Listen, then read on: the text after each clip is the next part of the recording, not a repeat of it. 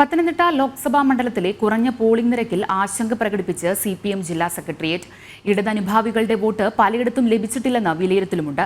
മത്സരം NDAയും LDFും തമ്മിലെന്നും CPM ജില്ലാ സെക്രട്ടേറിയറ്റിന്റെ വിലയിരുത്തൽ.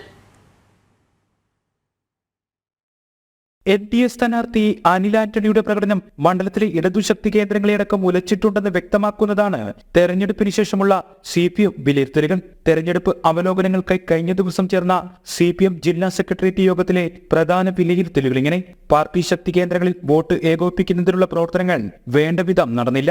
ഇത് നിയമസഭാ മണ്ഡലങ്ങളിലും ജയസാധ്യതയ്ക്ക് മങ്ങലേൽപ്പിച്ചു.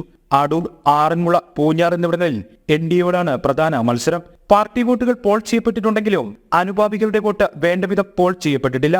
ഇടതു സ്ഥാനാർത്ഥി തോമസ് ഐസക്കിന്റെ വിജയം പാർട്ടി തള്ളിക്കളയുന്നില്ലെങ്കിലും മുൻപ് അവകാശപ്പെട്ട ഭൂരിപക്ഷം ലഭിക്കില്ലെന്ന നിഗമനത്തിലേക്ക് CPM എത്തി. 60,000 വോട്ടിന്റെ ഭൂരിപക്ഷമായിരുന്നു തെരഞ്ഞെടുപ്പ് ദിവസം വരെ പാർട്ടി കണക്ക് കൂട്ടിയിരുന്നത്.